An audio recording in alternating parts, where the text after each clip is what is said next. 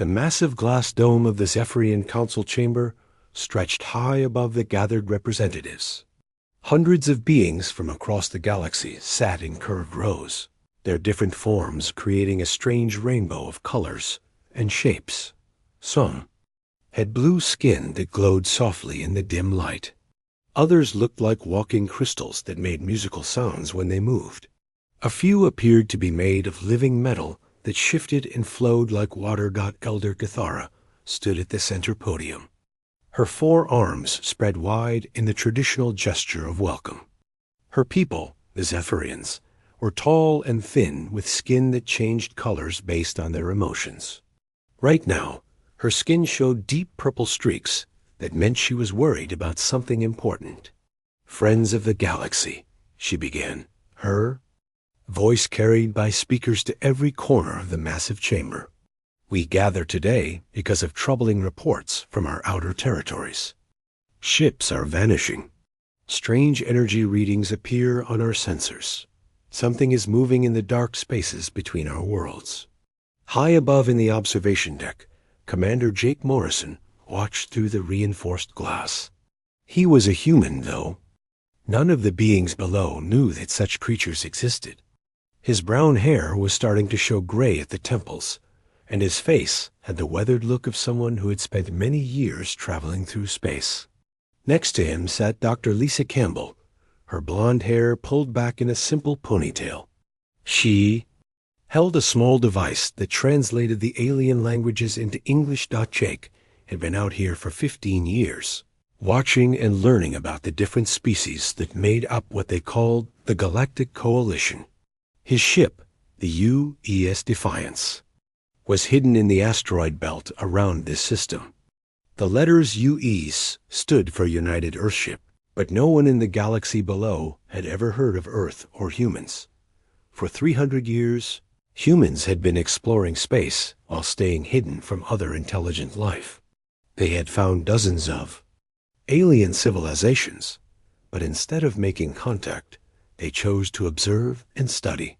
Earth's leaders had decided long ago that it was safer to learn about the galaxy before revealing themselves. Down in the chamber, a new speaker took the podium.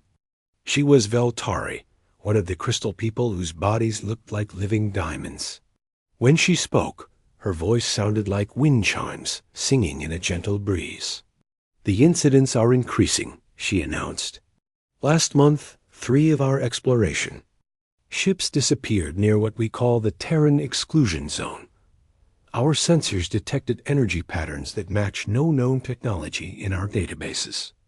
Jake felt his heart skip a beat. The Terran exclusion zone was what the aliens called the area of space around Earth and human colonies. Humans had worked hard to make that region seem dangerous and uninhabitable, using false sensor readings and hidden defenses to keep curious aliens away.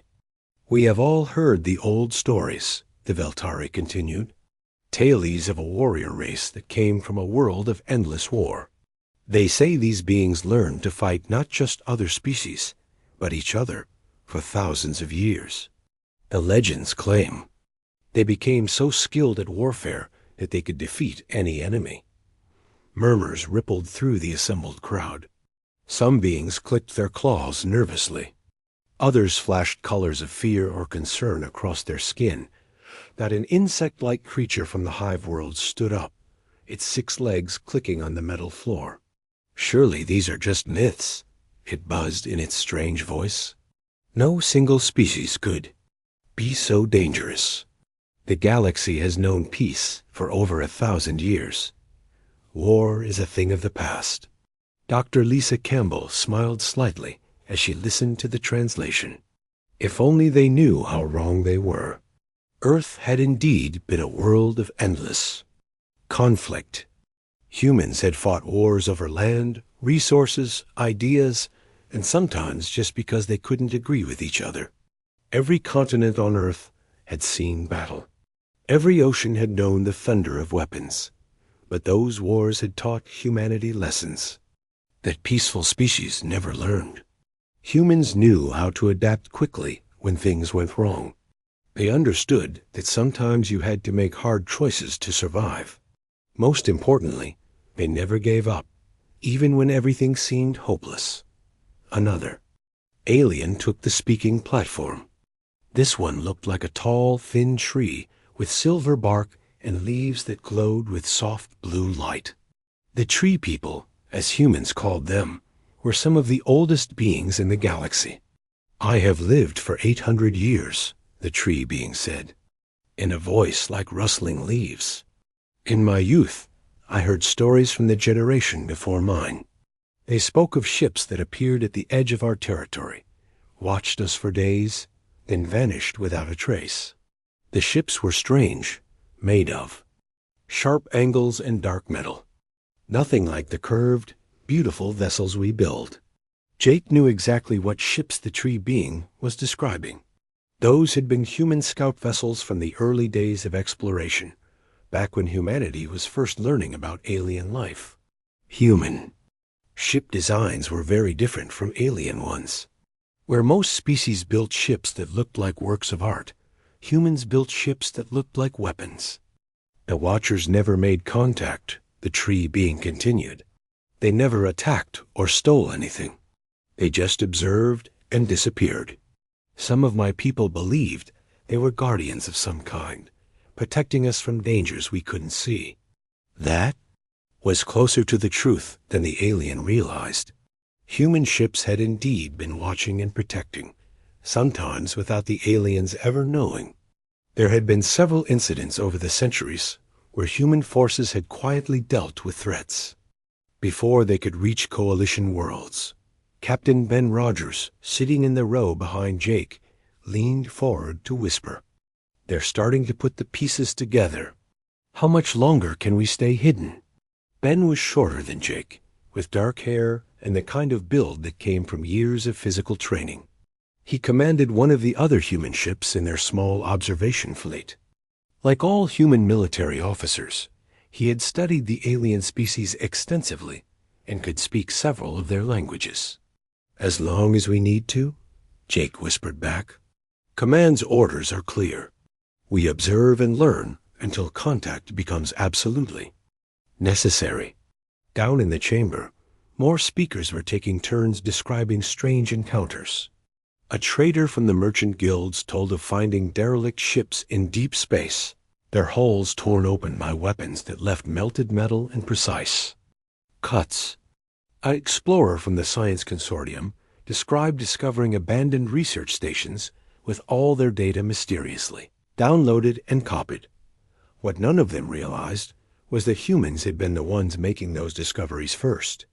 Whenever the human fleet found something dangerous or valuable, they would study it thoroughly before allowing the aliens to stumble across it. Sometimes they would even plant evidence or clues to guide alien research in safer directions. Elder Kethera returned to the podium, her skin now showing the orange patterns that meant deep concern among her people. "These reports all point to the same conclusion," she said.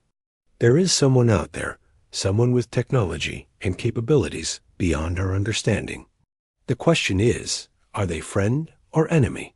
A new voice spoke from the crowd. It belonged to Admiral Zektar of the Andorian fleet. The Andorians were humanoid in shape, but with blue skin and large black eyes. They were known throughout the galaxy as peaceful diplomats and skilled negotiators. "Perhaps," Admiral Zektar suggested, "we should consider that these mysterious beings might be avoiding contact for the same reason we would, fear of the unknown. Maybe they are just as cautious about meeting us as we are about meeting them." Jake had to admire the alien's insight. Admiral Zektar was closer to the truth than he probably realized. Humans were indeed cautious about first contact, but not because they were afraid. They were cautious because they understood something the peaceful aliens didn't. In a galaxy full of different species with different goals and capabilities, the one who revealed themselves first was often at a disadvantage. The debate in the chamber continued for several more hours. Representatives from dozens of worlds shared their stories and theories. Some believed the mysterious Watchers were ancient beings left over from a previous civilization. Others thought they might be explorers from outside the galaxy. A few even suggested they could be time travelers from the future. None of them guessed the simple truth. The mysterious beings were humans, and they came from a small blue planet that most of the galaxy had never heard of. They had been watching, learning, and preparing for 3 centuries, waiting for the right moment to reveal themselves. As the session began to wind down, Jake felt his personal communicator vibrate against his wrist. He glanced down at the small screen and saw a message that made his blood run cold. It was encrypted with the highest level of security codes, and it contained only 3 words: "The Devourers return." Jake looked at Lisa and Ben, seeing the same message reflected on their devices. The Devourers were something the aliens had forgotten, an ancient enemy that had vanished from the galaxy 10,000 years ago. But humans remembered. Their deep space monitoring stations had been detecting strange signals from the galactic rim for months. Signals that matched the ancient records of the most dangerous threat the galaxy had ever faced. The time for hiding was about to end. Humanity's long watch in the shadows was coming to a close, and when they finally revealed themselves to the galaxy, it would not be as peaceful explorers or curious scientists. When humans fin. 6 months had passed since the meeting on Nexus Prime, and the galaxy was about to face its worst nightmare. At the edge of the Andorian system, space itself seemed to tear apart as massive shapes emerged from the darkness between stars. They were not ships in any sense that the peaceful species of the galaxy would understand. These were geometric nightmares, vast constructs of black metal and pulsing energy that bent the very fabric of space around them. Devourers had returned. Admiral Kate Sullivan stood on the bridge of the UES Horizon, humanity's most powerful warship. She was a tall woman with short red hair and green eyes that had seen too many battles. Her uniform was dark blue with silver stripes that marked her as one of Earth's highest-ranking military officers. Behind her, the bridge crew worked quietly. At their stations, their faces showing the calm professionalism that came from years of training. The main screen showed feeds from Andorian refugee ships as they fled their homeworld in panic. The Andorians were a peaceful people with blue skin and large dark eyes. They had built a civilization based on art, science, and diplomacy. Their ships were beautiful things that looked more like sculptures than vehicles, with smooth curves and surfaces that gleamed like pearls. Now those elegant ships were running for their lives. "Admiral," called Lieutenant Dan Carter from the communications station. He was a young man with brown hair and the kind of nervous energy that came from handling emergency broadcasts all day. "We're getting coalition distress calls on every frequency. The Andorians are requesting immediate assistance with their evacuation." Kate nodded grimly. She had been expecting this moment for months. Ever since Jake Morrison's team had detected the first signs of Devourer activity, Earth's High Command had been preparing for this day. The decision had been made in a secret meeting just hours ago. After 3 centuries of hiding in the shadows, humanity would finally reveal itself to the galaxy, but they would not reveal themselves in peace. They would reveal themselves in war. The Devourer fleet was unlike anything the Coalition species had ever encountered. Each ship was a massive geometric construct that seemed to ignore the normal rules of physics.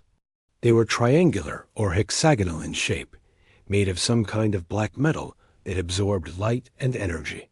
Strange patterns of blue and green light pulsed across their surfaces like veins carrying alien blood. The smallest, Devourer scouts were larger than most Coalition battleships.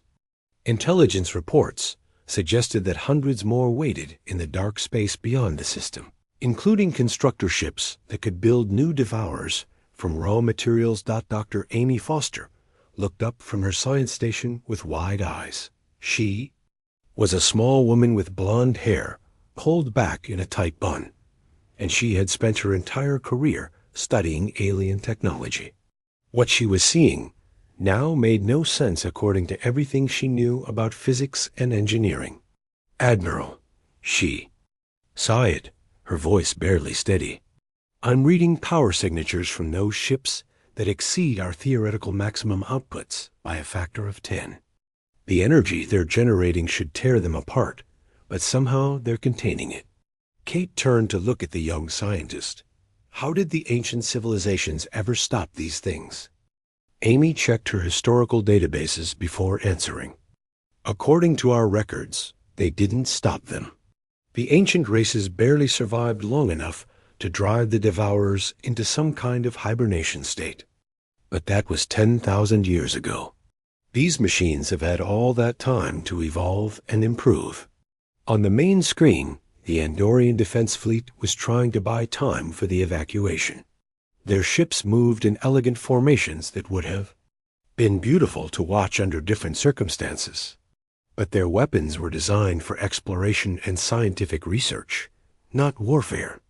The elegant energy beams that could cut through asteroids for mining had almost no effect on the Devourer hulls.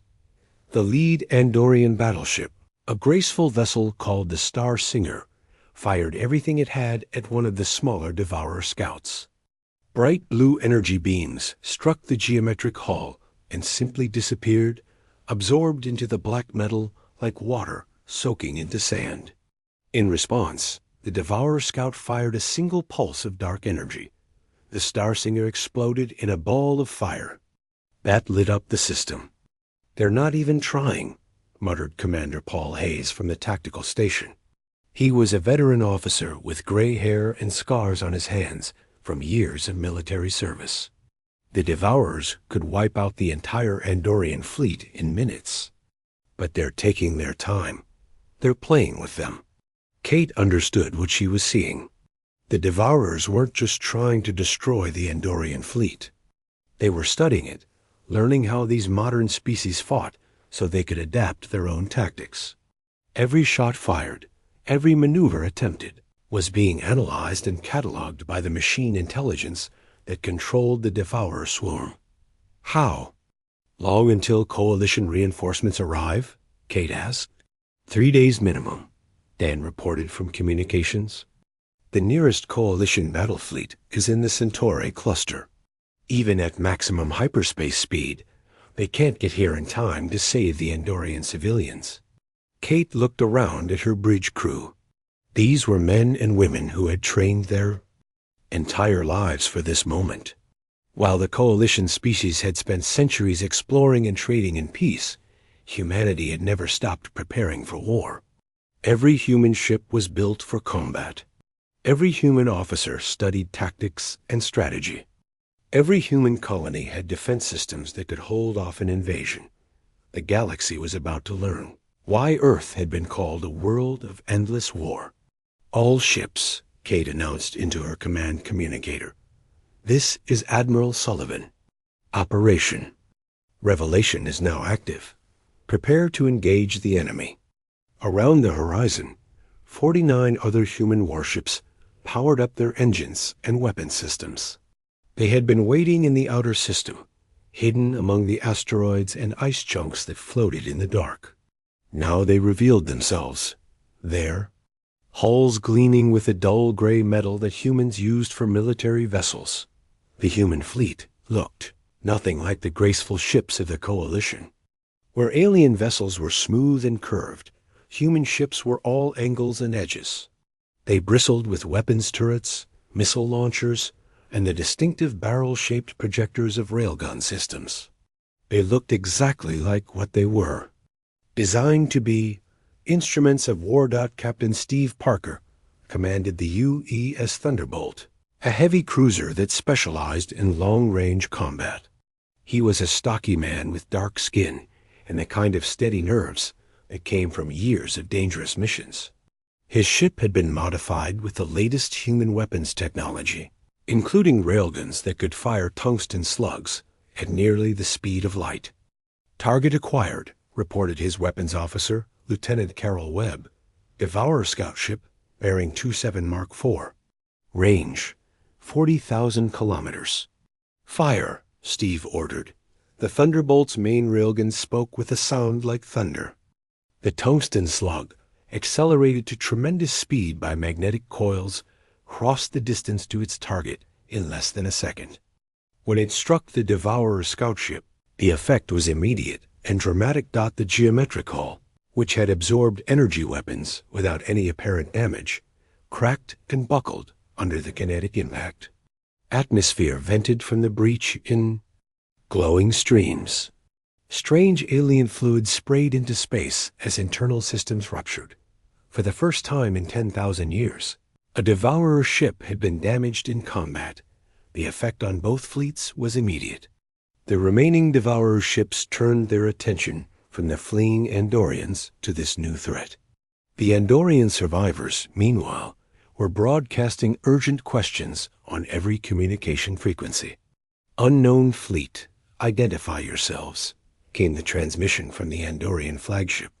The voice belonged to Admiral Zektar, the same diplomatic officer who had spoken so wisely at the Nexus Prime assembly months ago. "This is Admiral Zektar of the Andorian Defense Force. Please respond." Kate took a deep breath. The next words she spoke would change the galaxy forever. "This is Admiral Kate Sullivan of the Terran Defense Force," she announced on an open channel that every ship in the system could hear. "We are humans from the planet Earth. We're here to help." The silence that followed her words was more profound than the vacuum of space itself. Every being in the system, from the fleeing Andorian civilians to the ancient Devourer machines, processed the implications of what they had just heard. The myths were real. The legends had substance. The mysterious watchers who had haunted the edge of known space for centuries had finally revealed themselves, and they had chosen to do so in humanity's hour of greatest need. But there was no time for wonder or questions. The Devourer fleet was already adapting to this new threat, their formations shifting to engage the human ships. Dark energy began to pulse along their hulls as weapon systems that had slept for millennia came online. Captain Emma Walsh aboard. The U.E.'s Reaper coordinated with her squadron to flank a massive Devourer constructor ship. Her vessel was smaller and faster than the Horizon, designed for hit-and-run attacks against larger enemies. She had been studying Devourer tactics since the first intelligence reports arrived, and she thought she had identified a weakness. "All ships target their connection nodes," she broadcast to her squadron. "These things work as a network. If we can disrupt their communications, they become much less effective as a group." The human fleet dropped out of hyperspace at the edge of the Andorian system, like thunder rolling across a quiet sky. 50 ships of war materialized from the darkness, each one designed for one purpose: to fight and win battles that others could. Not. The U's Vengeance led the formation. Admiral Kate Sullivan's flagship cutting through space with deadly grace. Behind her came cruisers, destroyers, and the massive battleship U.E.S. Liberty, its hull scarred from previous conflicts that the galaxy had never known about. These were not the elegant, artistic vessels that Coalition species built. These were predators made of metal and determination. Captain Steve Parker stood on the bridge of the U.E.'s Thunderbolt, watching his tactical displays with the calm focus of a hunter. His ship was a heavy cruiser built around a single massive railgun that ran almost the entire length of the vessel, where Coalition ships used energy weapons that created beautiful light shows. The Thunderbolt carried kinetic weapons that hit like the fist of an angry god. "Devourer scout ship dead ahead," reported Lieutenant Carol Webb from the weapons station. She was a young woman with dark hair pulled back in a regulation military style, and her hands moved across her control panel with practiced skill. "Distance 35,000 kilometers and closing." Steve nodded. "Target their main hull section. One shot, make it count." The Thunderbolt's railgun charged with a deep humming sound that vibrated through the ship's frame. Magnetic coils aligned perfectly, creating a tunnel of electromagnetic force that could accelerate a tungsten slug to incredible speeds. When the weapon fired, it did so with no flash of light or dramatic energy beam. There was only the sudden release of kinetic energy and a projectile moving at a significant fraction of light speed. The tungsten slug crossed the distance between ships in less than 2 seconds. When it struck the Devourer scout, the impact was catastrophic. The geometric hull, which had shrugged off Coalition energy weapons like raindrops on armor, cracked and split under the hammer blow of pure kinetic force. Atmosphere and strange. Alien fluids vented into space as the Devourer ships staggered from the impact. For the first time in 10,000 years, one of their vessels had been seriously damaged in combat by a species they had never encountered before. The reaction across the Coalition emergency frequencies was immediate and chaotic. Admiral Ziktar's voice crackled through the static of battle as he broadcast from the Andorian flagship.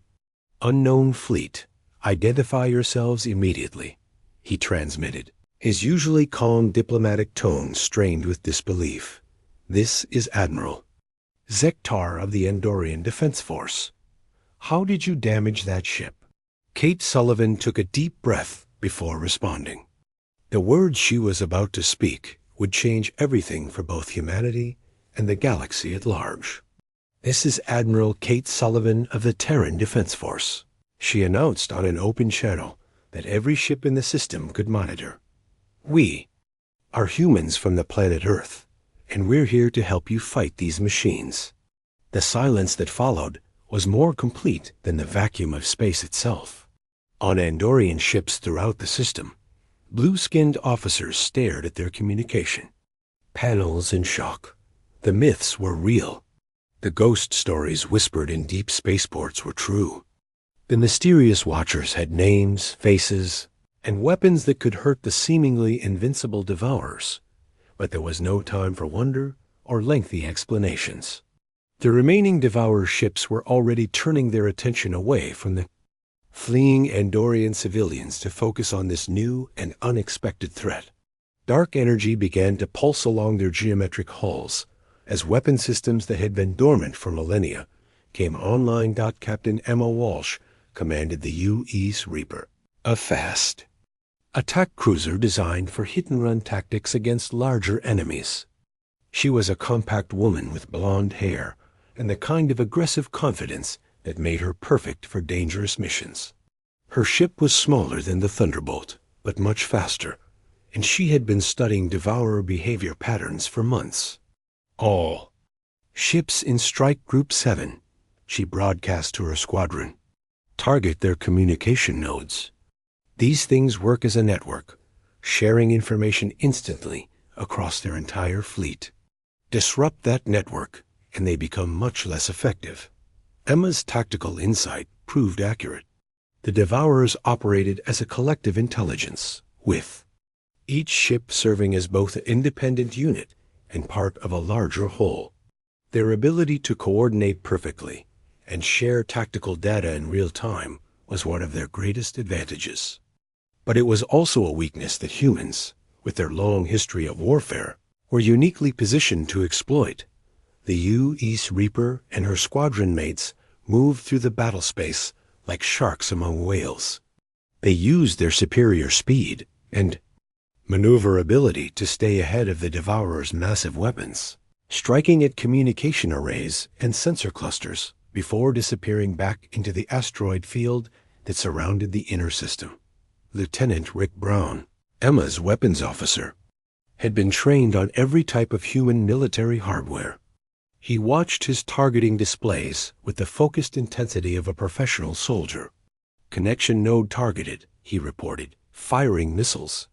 A spread of human-designed warheads streaked across space toward a massive Devourer constructor. Ship, these were not the simple explosive devices that most species used. Human military doctrine emphasized penetration and precision, and these missiles were designed to punch through armor before detonating inside the target. The missiles struck their target in sequence, each one boring deep into the Devourer's hull. Before exploding, the geometric ship shuddered as internal systems failed and communication links went dark. For a critical few seconds, it was cut off from the collective intelligence that guided the entire Devourer fleet. That was all the time the other human ships needed. The U.E. Storm, commanded by Captain Alex Turner, had been waiting for exactly this opportunity. Turner was a veteran of humanity's outer colony defense forces, and he understood better than most how to exploit an enemy's moment of weakness. All forward batteries, concentrate fire on the isolated target, he ordered. Maximum rate of fire. The Storm's weapons opened up in a devastating barrage. Railgun slugs, missile salvos, and focused energy beams from human-designed particle cannons all struck the disabled Devourer within seconds of each other. The ancient machine's hull, already weakened by the communication node strikes, buckled and failed under the concentrated assault. The Devourer constructor ship broke apart in a series of cascading explosions that lit up the inner system like a second sun. Debris from the destroyed vessels scattered across thousands of kilometers, some pieces still glowing with the strange energies that had powered the ancient machine. The destruction of a major Devourer vessel sent shockwaves through both fleets. The remaining Devourer ships began to move in new patterns, their formation becoming more defensive as they adapted to face an enemy unlike any they had encountered in their long existence. The coalition forces, meanwhile, were trying to process what they were witnessing. Admiral Ziegtar's transmission to Kate carried the amazement of someone watching legends come to life. "Admiral Sullivan," he broadcast, "your weapons and tactics are unlike anything in our databases. How long have your people been preparing for this conflict?" Kate's response was simple, but carried the weight of 3 centuries of human history. "We've been preparing for this since the day we first left our home planet. Every human ship is built for war, because we learned long ago that peace is something you have to fight to protect."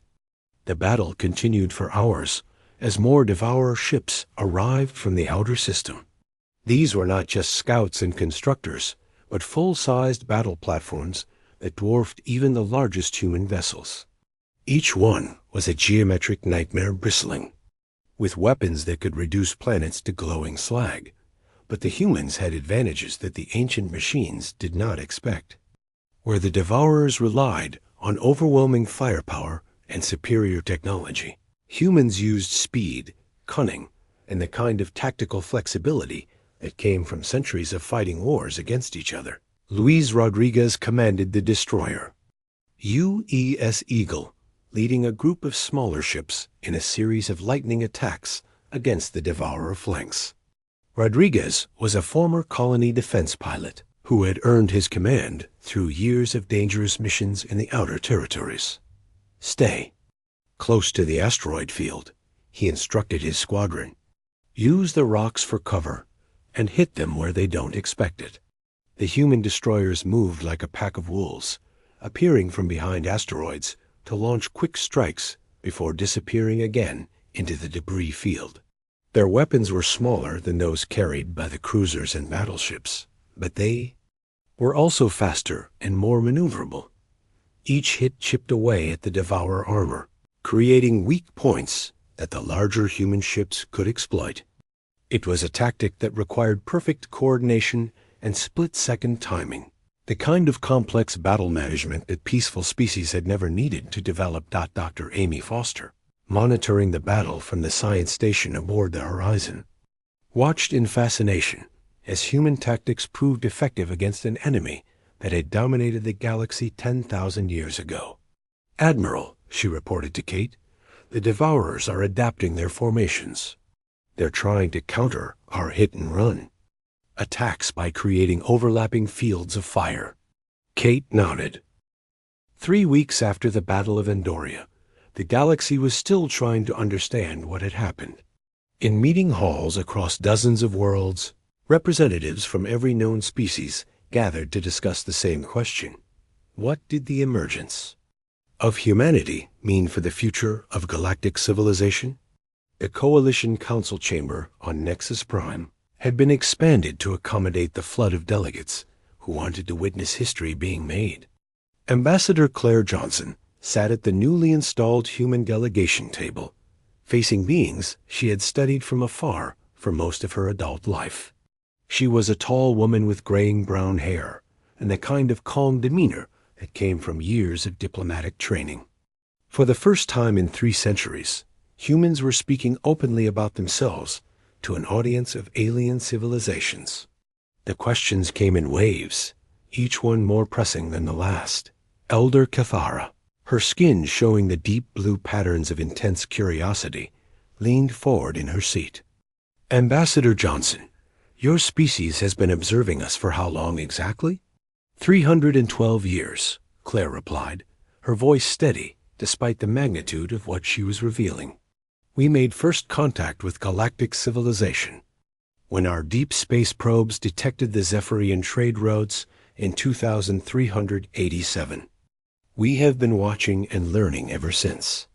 A ripple of shock went through the assembled delegates.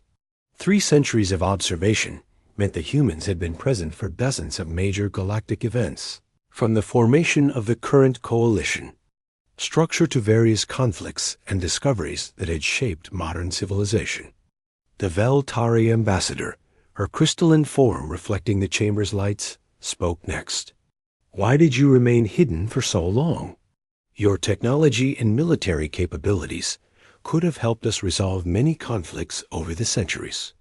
Captain Neil Thompson, representing the human military perspective, stood to answer.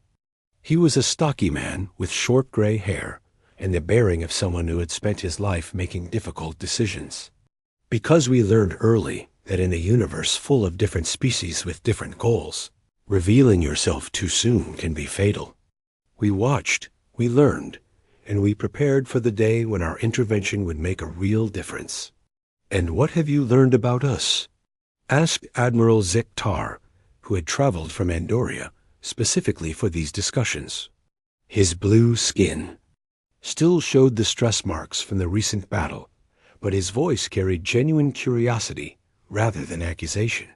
Claire exchanged glances with Neil before answering. We learned that most galactic species developed in environments that promoted cooperation and peaceful expansion. Your civilizations grew by sharing resources and knowledge, building a society based on mutual benefit and scientific advancement. And humans developed differently? Prompted the tree-like representative from the forest worlds, his glowing leaves rustling with interest. Very differently, Neil confirmed. Earth was a world of competition and conflict. We fought wars over territory, resources, ideology, and sometimes just because we couldn't agree with each other. Every continent knew battle. Every ocean heard the sound of weapons.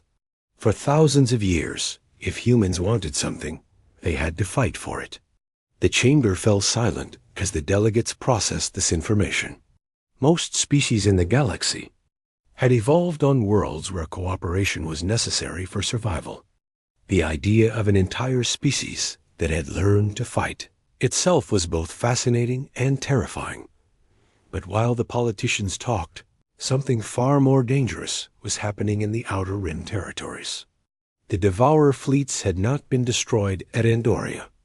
They had retreated, regrouped, and begun analyzing the data they had collected from their first encounter with human military forces. Dr. Greg Hamilton stood in his laboratory aboard the research vessel UES Discovery, studying the intelligence. Reports that had been coming in from human monitoring stations throughout the galaxy. He was a thin man with wild gray hair and the kind of intense focus that came from spending years studying artificial intelligence systems. Admiral Sullivan, he said into his communication device, I'm looking at the latest Devourer activity reports, and I don't like what I'm seeing. They're not behaving the same way they did before Andoria. Kate's voice crackled back through the quantum entanglement communicator. Explain. The Devourers are learning, Greg continued, pulling up holographic displays that showed enemy movement patterns. Every engagement we had with them is being analyzed and processed. They're adapting their tactics, upgrading their technology, and preparing countermeasures for our weapons. I estimate we have maybe 6 months before they develop effective defenses against our current military advantages." Greg's warning proved to be optimistic.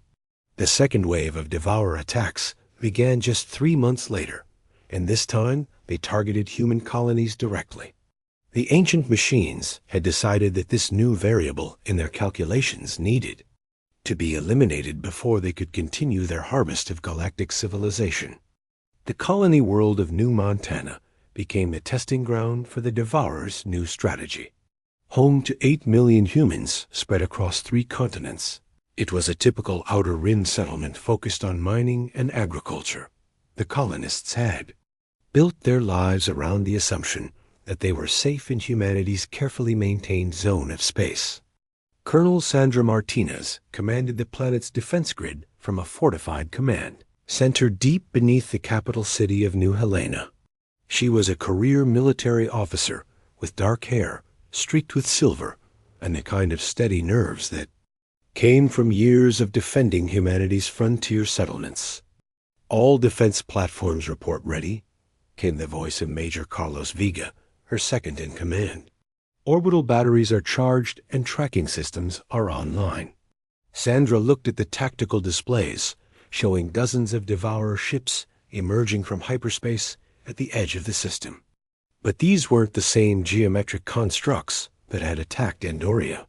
These were sleeker, faster, and covered with additional armor plating that gleamed with an oily rainbow sheen. "They've been busy," Sandra muttered, recognizing the modifications that the enemy had made based on their previous encounters with human forces. "Signal all civilian transports. Evacuation Protocol 7 is now in effect."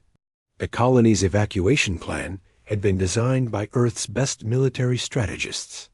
Every human settlement maintained a fleet of fast transport ships that could carry the entire population to safety if necessary. But evacuations took time, and time was something that New Montana didn't have much of. Devourer attack began with a precision that would have impressed human military observers under different circumstances. Instead of the slow, methodical approach they had used against coalition worlds, the ancient machines launched a rapid strike designed to overwhelm the planet's defenses before help could arrive. Sandra watched from her command center as the first wave of enemy ships swept past her orbital platforms. The automated defense systems opened fire with railguns and missile batteries, but the Devourers had learned from Andoria. Their new armor absorbed kinetic impacts that would have crippled their earlier designs. "Direct hit on Platform 7, reported Lieutenant Anna Brooks from the sensor station. No apparent damage to the target." "They've adapted," Sandra realized with growing concern. "Switch all platforms to sustained fire. If single shots won't work, maybe continuous bombardment will." The battle for New Montana's orbital space lasted for 6 hours. Human defense platforms poured everything they had into the attacking Devourer fleet, but the ancient machines pressed forward with mechanical determination. One by one, the orbital installations were destroyed by enemy weapons that had been specifically modified to counter human defensive strategies. But the colonists were not defenseless. Every human settlement maintained ground-based defenses that had been designed with the hard-learned lessons of Earth's military history. When the Devourers began landing troops on the planet's surface, they encountered resistance that no peaceful species could have provided. Captain Roy Phillips led the defense of New Helena's spaceport, buying time for the last civilian transports to escape. His company of colonial militia fought from prepared positions, using weapons and tactics that had been refined through centuries of human warfare. "Remember your training," Roy shouted to his soldiers as the first Devourer ground units appeared on the horizon. "These things are machines. They think logically and predictably. Use that against them." The Devourer ground forces were as geometric and alien as their ships. They moved in perfect formations, their weapons firing with mechanical precision. But they had never faced an enemy that used guerrilla tactics, improvised explosives, and the kind of desperate creativity the humans employed when fighting for their survival. The battle lasted for 3 days. Human defenders used every trick they had learned from their species' long history of warfare. They collapsed buildings to create choke points, used the planet's industrial equipment as improvised weapons, and fought from positions that the logical devourer minds couldn't predict. In the end, the evacuation succeeded. 8 million civilians escaped to safety aboard the transport fleet, protected by human warships that had rushed to New Montana as soon as the attack began. But the victory came at a terrible cost. The war room aboard Earth Station 1 buzzed with activity as representatives from 47 different species worked together for the first time in galactic history. Admiral Kate Sullivan stood at the center of the massive holographic display. That showed Devourer fleet movements across 12 sectors of space. The ancient machines had learned from their encounters with humanity and were now pressing their advantage with mechanical precision.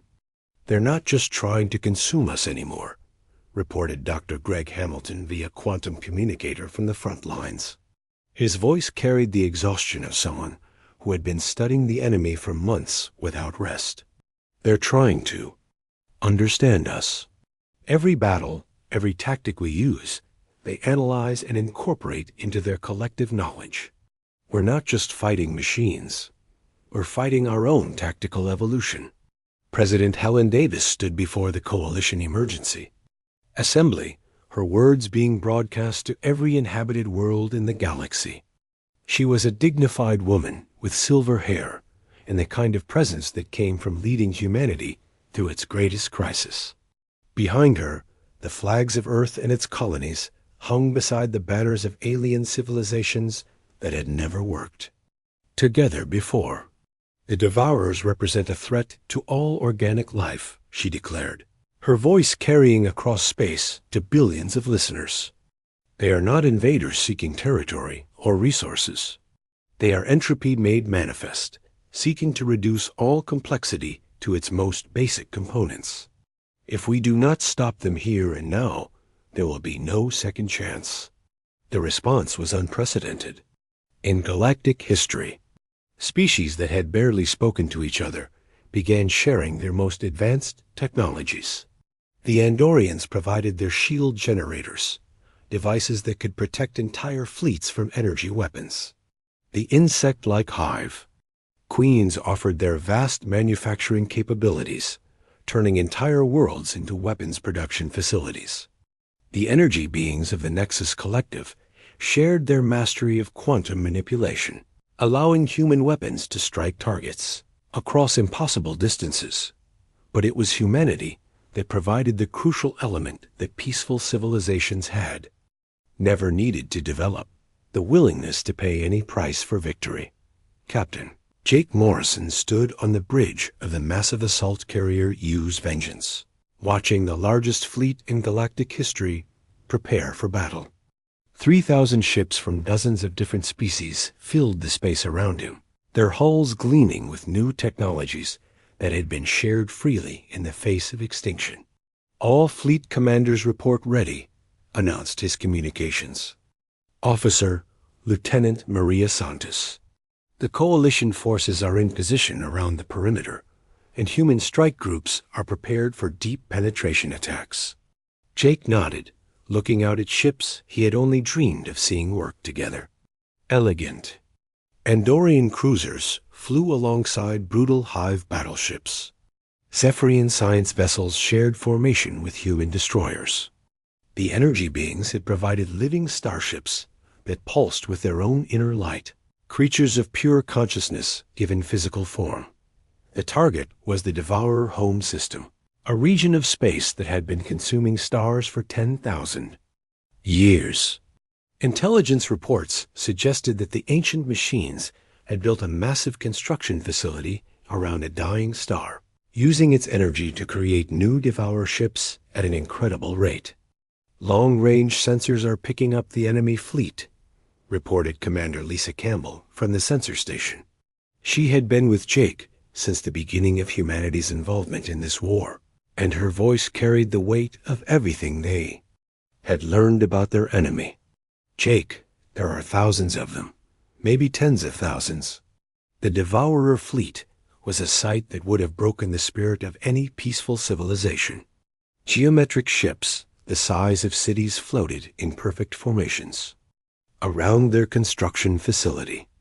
Each one pulsed with the dark energy that had consumed countless worlds, and together they represented the accumulated knowledge and power of an ancient intelligence that had been perfecting the art of destruction for millennia. But the combined fleet that approached them was something the Devourers had never seen before. It was not just the ships or the weapons that made it different. It was the spirit behind it, the desperate determination of species that had finally learned what humans had always known.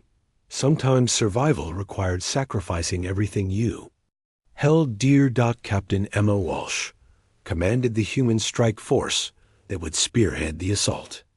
Her squadron of fast attack ships had been modified with coalition technology, their hulls protected by Andorian shields and their weapons enhanced by Nexus energy manipulation. She looked at her tactical display and saw the impossible odds they faced. "All ships, this is Strike Leader Walsh," she broadcast to her squadron. "Remember what we're fighting for. Every world in the galaxy is counting on us to break through their defenses and reach that construction facility." The battle began with a coordinated assault that spanned light years of space.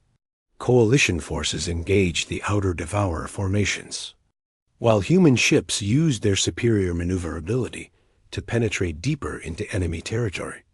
The ancient machines responded with weapons that could vaporize planets, but they were facing an enemy that had learned to think like them while retaining the unpredictability of organic life. For 6 hours, the battle raged across the Devourer home system.